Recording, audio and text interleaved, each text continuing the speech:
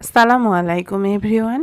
ময়দা আর ডিম দিয়ে তৈরি ভীষণ মজাদার ডিম সুন্দরী পিঠা বা পান্তুয়া পিঠা তৈরি করে দেখাবো আজকের পর্বে। এই পিঠাটা খুবই সহজভাবে তৈরি করে নেওয়া যায় আর খেতেও অনেক বেশি মজার হয়। এবারে শীতে আপনারা চাইলে এই পিঠাটা বানিয়ে পরিবারের সকলের সাথে শেয়ার করতে পারেন।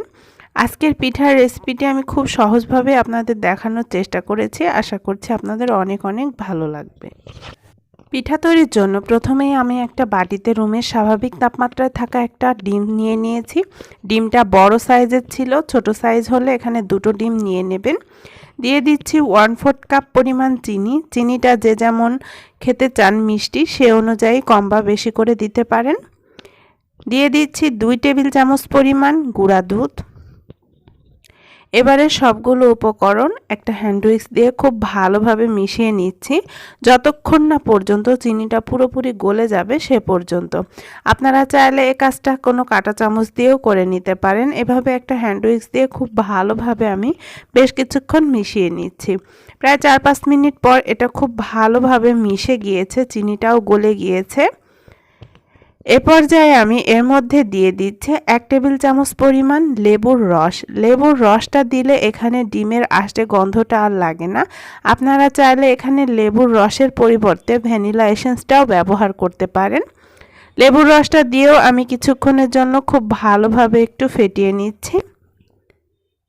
খুব ভালো করে এটাকে আমি বেশ কিছুক্ষণ ফেটিয়ে নিয়েছি। ফেটানো হয়ে গেলে আমি এর মধ্যে দিয়ে দিচ্ছি মেজারমেন্ট কাপের 1 কাপ পরিমাণ ময়দা। আপনারা চাইলে এখানে প্যাকেটের যে আটাটা পাওয়া যায় সেটাও দিতে পারেন।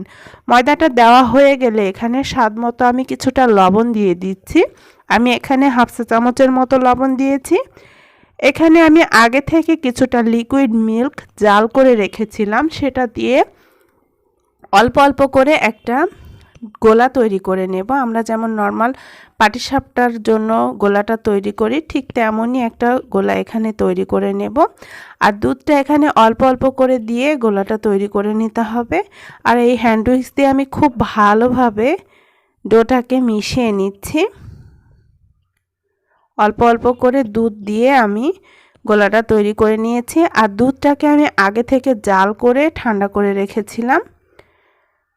এই তো ব্যাটারটাকে আমি খুব ভালোভাবে কিছুক্ষণ ফেটিয়ে নিয়েছি। ব্যাটারটা যত স্মুথ হবে পিঠাটাও তত ভালো হবে।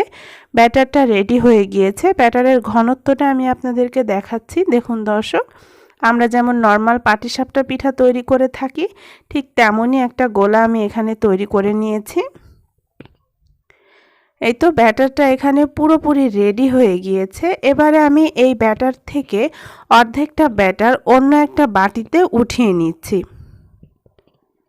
এখান থেকে আমি অর্ধেকটা ব্যাটার অন্য একটা বাটিতে উঠিয়ে নিলাম।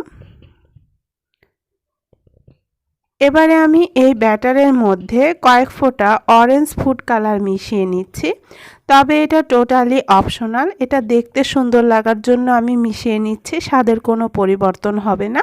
আপনারা চাইলে শুধু সাদা ব্যাটারটা দিয়েও পিঠাটা বানিয়ে নিতে পারেন। দুটো ব্যাটারি রেডি হয়ে গিয়েছে পিঠা বানানোর জন্য। এখানে আমি অন্য একটা বাটিতে আরও একটা ডিম ভেঙে নিচ্ছি। তারপর এর মধ্যে সামান্য একটু লবণ আর দিয়ে দিচ্ছি 1 চা চামচ পরিমাণ চিনি। 1 ফালি লেবুর রস দিয়ে দিচ্ছি। এখানে আমি প্রায় 1 চা চামচের মতো লেবুর রস দিয়েছি, এতে করে ডিমের গন্ধটা আর আসবে না। তারপর একটা কাঁটা চামচ দিয়ে খুব ভালোভাবে ডিমটাকে ফেটিয়ে নিচ্ছি। এই তো ডিমটা ফেটানো হয়ে গিয়েছে। এবার চুলায় একটা প্যান বসিয়ে দিয়েছি। তারপর সামান্য একটু তেল দিয়ে দিচ্ছি। তেলটা যখন খুব ভালোভাবে গরম হয়ে আসবে সে পর্যায়ে আগে থেকে যে ডিমটা ফেটিয়ে রেখেছিলাম সেই ডিমটা দিয়ে দিচ্ছি। আর চুলার আঁচটা একেবারে লোতে রেখে ডিমটা ভেজে নিতে হবে। ডিমটা যখন ভাজা হয়ে আসবে তখন এক সাইড থেকে একটু রোল করে নিচ্ছি। আর অবশ্যই চুলার আঁচটা লোতে রেখে ডিমটা ভেজে নেবেন। আমার চুলার আঁচটা একটু বাড়তি ছিল দেখে ডিমটা একটু লালচে হয়ে গিয়েছে। ডিমটা রোল করা হয়ে গিয়েছে, এবার আমি উঠিয়ে নিচ্ছি। এবার ওই প্যানের মধ্যে প্রথমে যে সাদা ব্যাটারটা করে রেখেছিলাম সেখান থেকে 1 চামচ ব্যাটার দিয়ে খুব ভালোভাবে এভাবে ঘুরিয়ে একটা বড় রুটির মতো তৈরি করে নিচ্ছি। তারপর চুলার আঁচটা একেবারে লোতে রেখে একটা ঢাকনা দিয়ে ঢেকে এটাকে আমি 1 মিনিটের জন্য রেখে দিচ্ছি। 1 মিনিট পর আমি ঢাকনাটা উঠিয়ে নিচ্ছি আর আগে থেকে যে ডিমের রোলটা তৈরি করে রেখেছিলাম সেটা এক সাইড দিয়ে দিয়ে দিচ্ছি। তারপর এক সাইড থেকে এভাবে একটু রোল করে নিচ্ছি। এই তো দর্শক, এভাবে করে আমি রোল করে নিয়েছি। এটাকে আমি একটা প্লেটে উঠিয়ে নিচ্ছি। তারপর আমি যে অরেঞ্জ কালারের ব্যাটারটা রেখেছিলাম সেখান থেকেও 1 চামচ ব্যাটার দিয়ে আবারও এরকম করে ঘুরিয়ে একটা রুটি বানিয়ে নিচ্ছি। এটাকেও আমি ঢাকনা দিয়ে ঢেকে চুলার আঁচটা লোতে রেখে 1 মিনিটের জন্য রেখে দেব চুলার ওপর। আর অবশ্যই চুলার আঁচটা লোতে রাখতে হবে এ পর্যায়ে। 1 মিনিট পর আগে থেকে যে রোলটা করে রেখেছিলাম সেটা দিয়ে আবারও এক পাশ থেকে মুড়িয়ে নিচ্ছি।